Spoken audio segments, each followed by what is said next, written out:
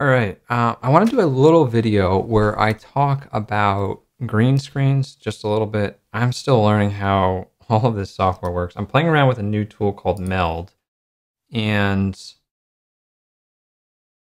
it's free for live streaming. And I've got it so I've got some scenes set up. So I've got this green screen here, which I guess, did I mess up or I disabled it?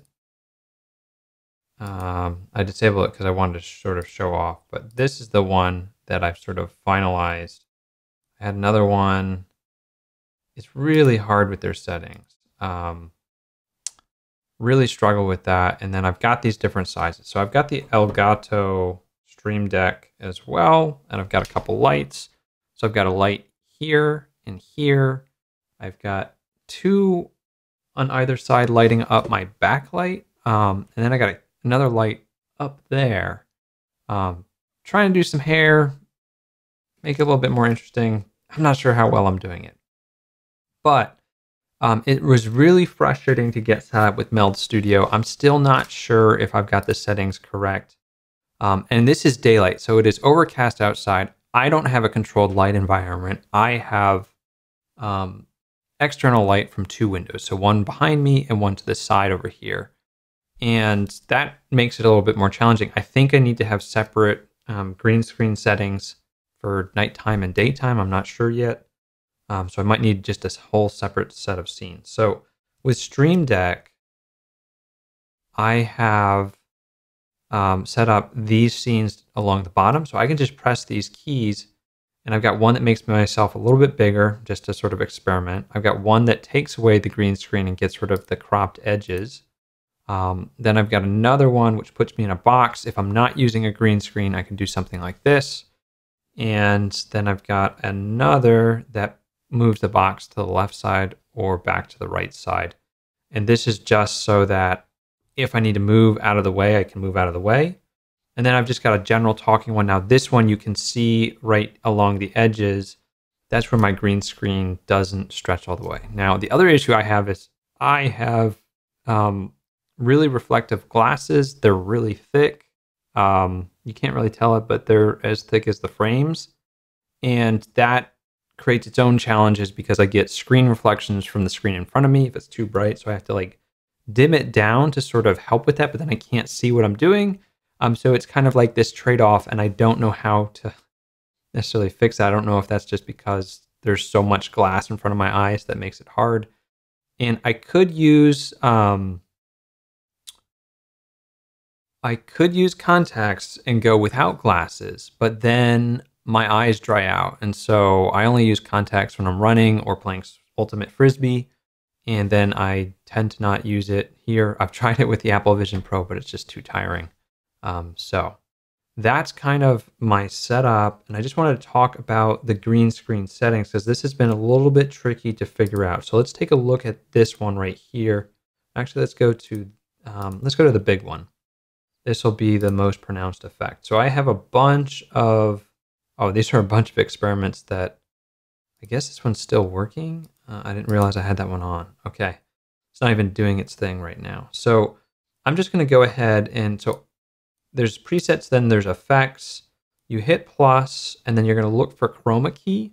You're gonna select that, and that's gonna add a Chroma Key. Now what I don't like is that if you click anywhere, or if you misclick sometimes when you're dragging these, this thing goes away. That's really frustrating. And then this, I didn't realize was a reset, but I can't undo it once I click it. And I guess it's beneficial because this ultimately got me to a better setting, but it was frustrating to work with initially. So some of these settings are like inverted, which makes it really, really, really confusing. I spent forever trying to find the perfect setting, and I kept getting situations where you can see right here, there is this artifacting. You'll see the artifacting on the left. You'll see it on my hair. It's really bad on the hair. Like it's way better on the edges where I'm shaving my head. But it's frustrating to work with. And so trying to dial this in or it's not clear like which settings should you use? Should you look weird and like get toned out? So there's a lot of areas to focus on. I've got a mesh behind my chair, which also creates some challenges. And then just figuring out what settings to go with is really hard. So I think the fix is to go with, I need coffee. We need coffee. Okay. I think the fix is to go with this. Even though you can add color, you can pick out a color. Picking out the color never works for me because I think it's picking up on reds and blues as well. If we look at the hex code, I've got a lot of red, I've got a lot of blue in there, which is confusing, but that's what the camera sees. And if you try this approach, maybe I'm just not lighting my background well enough. I don't have like soft boxes on my lights. I've just got two, I think Philips Hue lights that, are so bright. I just looked at them. The other challenge with all of this setup is that there's a ton of lights in your eyes, and so that can be a little bit tiring as well. So once we do this, then it's like I've really struggled with getting the proper setting. Maybe this works. I don't know. I feel like I had more green highlights, which was really hard for me to get out, and the threshold is much smaller, but maybe it's more accurate. And so then it's like finding that sweet spot where you don't have artifacting like this. And then one of these, I swear, is inverted. So like if I go bigger on this one, it's doing reverse of what I'm kind of expecting. As the tolerance goes up, it does less, which doesn't make sense to me. So and then it's like, well, now I can't be at that same value that I was before. So the threshold is much lower. And I'm not sure when you're setting this, like, do you want a little bit of this showing? And then you dial it in a little bit more. Let's see if we can dial it in. Dial it in with the feather, dial it in with the tolerance. It's going to allow you to add back or remove a little bit more, like get rid of the flickering. I'm still getting some on my glasses, which I don't like. So then let's play with the edge. So like now, like maybe this helps me clean up my glasses. I don't know if they're picking up green reflections. I'm colorblind, so like if there's little nuances in color, like I can't exactly see the light bounce. And I know that I have the green screen behind me and that is going to cause some light bounce, but I'm struggling to find it. So like trying to dial in these settings is really confusing, though I think we actually have something that's working. And that's taking the green screen color, playing with these different things, and so you can see what those values are.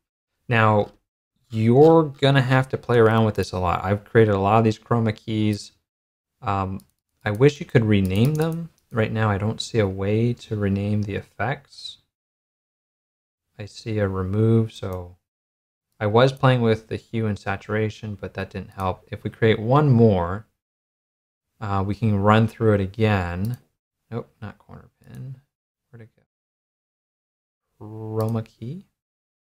And if we adjust this, I'll go with just the normal green. And so here I think the threshold has to be higher, maybe because there are more blues and reds in that background. But it's not entirely clear, like what's the best setting to go to? Do I want a little bit of that so that I can then blend in and fine tune it? Like the feather is a weird one where we get these really weird effects. Your eyes bug out, and that's a confusing one. So like I feel like you only want a touch of feather, whatever that's going to do. And I think the tolerance, like if I were to redo this, maybe move the tolerance above threshold. I don't know what order I should be applying these. And so the order it's listed, I don't think is beneficial for the user. And the fact that threshold all the way up makes it come back and all the way down makes it go away is really confusing. So I wish that was kind of like flipped, or at least explained, like what range I should be doing. And then it's a matter of trying to get rid of like the green on my hair. That is really tricky. And I don't have the best solution other than you're just like going back and forth, and like doing less, doing more, seeing if edge blends can like help, or can feather help without like making me super weird.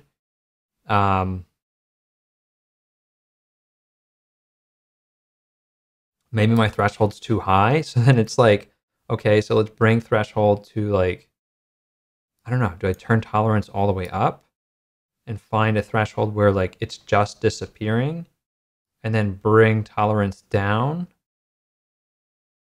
And then is that, maybe that's good enough? I don't know. Let's compare. I'm not seeing anything with this. If I'm not careful with feather, weird things start to happen. So I'm seeing something right here on my glasses. So let's see if edge blend helps. Turning edge blend up definitely seems to help there. I don't know if that's introduced any other problems. I'm looking at my hairline because that's like the most noticeable area. And then there's this back of the chair that's also pretty noticeable. So at this point, you're like fine tuning and trying to find like how much can you remove before it starts getting weird. So I haven't seen anyone else like really talk about this, and this is tricky. So I want to show you how to do it.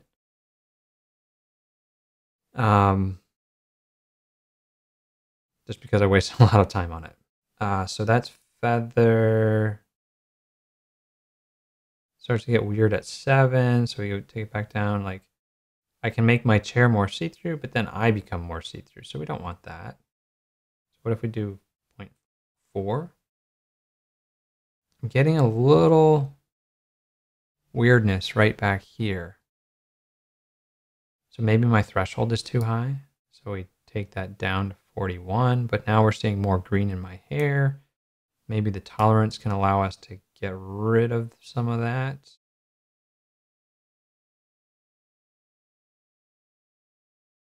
Putting tolerance at 0.07 so I don't have like a flicker on my eye area from that light. And then maybe we play with edge blend. Bringing that all the way down, we have problems. So like the default setting of that just feels like maybe it should be up all the way. I'm not sure. And then if they change settings, then this is going to be a nightmare, because then you're going to have to like relearn how to do this. So I'm not sure what the best approach is, or just a guide on how to do it, but I haven't seen a single video. Like, I kind of like seeing through that. And then if we turn my screen on, you can now see me in front of something. Could I actually show it? Would that help? Different screen. I could add a different display capture.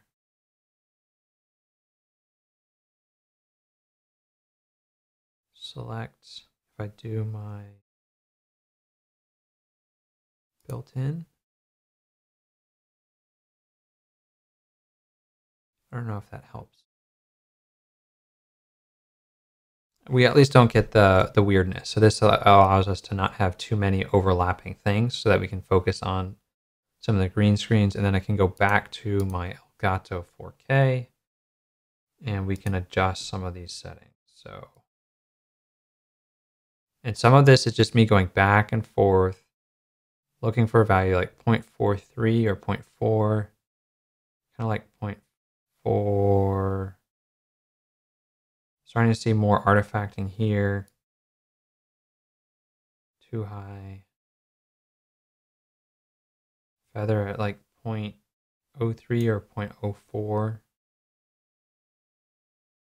And you can see tolerance now is allowing me to like keep some green in my chair mesh right here, or get rid of it. So if I want it there and make it not see-through, I can do that by toning it down. And maybe that helps with my hairline.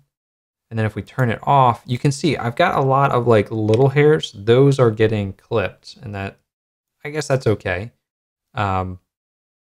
So it is going to, jaggy hair is going to be a little bit of a problem. And that's probably my biggest challenge right here. So that's looking pretty good. The edge blend is all the way up. Like I feel like maybe that should just be up all the way as a default setting, and then you just drop it down as you need it. It's like, it's really hard to know the proper setting, and we got tolerance all the way down. But I don't know, like, would edge blend work better or worse if I had higher tolerance? You can see that it does something. Does it do good things? I don't know. So kind of like tolerance right here, and then we can like fine tune. I feel like feather and edge blend are for like fine tuning, and you got to be really careful with it.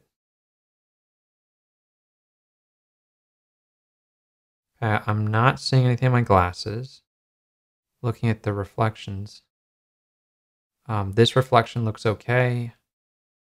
Whoops. At least I can undo. So that's looking pretty good. Let's see what the other one looks like. So this is the other one that we set up.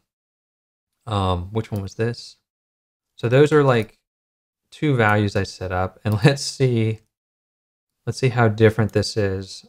I don't even know what I had before.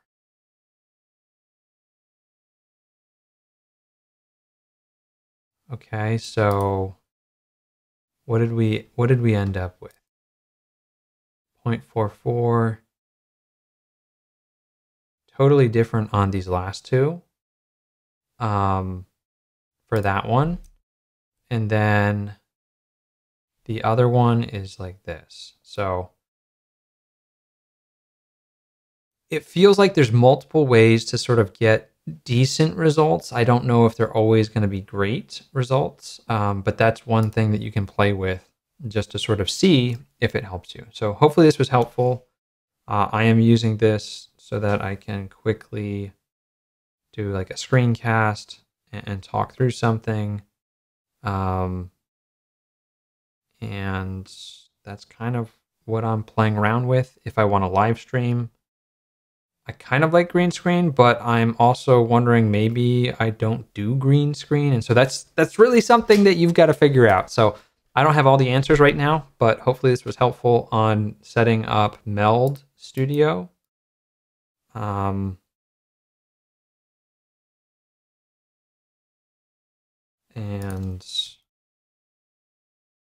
that is this app right here. So far it's free. So like, I don't know how they're going to make money unless they're going to start charging in the near future. And this is just to get the product out the door. Like, I really don't know unless there's sponsorship. Like, super confused on that. But since there was nothing, I could find nothing on Meld and Chroma Key, I made this video for you to sort of share my experiences so that you can sort of see how this works. All right. Thanks so much. Hit the like button if you enjoyed this. If you want to learn about iPhone app development, I teach iOS development and do stuff like that. Thanks for watching. I will see you in the next video.